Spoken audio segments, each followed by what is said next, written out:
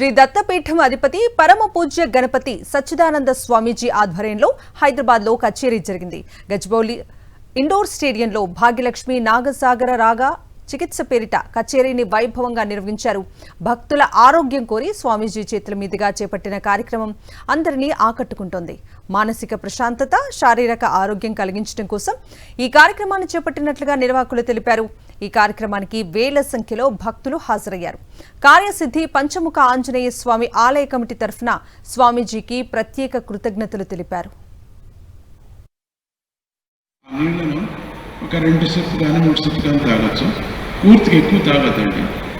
కొంచెం కొంచెం తాగి మీరు ఆ నీళ్ళతో మాట్లాడాలి. మీరు ఔషధిగా నేను తాగుతున్నా, నేను గంగలాగా తాగుతున్నా, నాలో హీలింగ్ చేయి, నా మనస్సును ఆనందంగా ఉంచు, నాకు సమతోలనమైనటువంటి బుద్ధి రాని, బ్యాలెన్స్ నాకు రావాలా అని అంటే తాగుతున్నాను.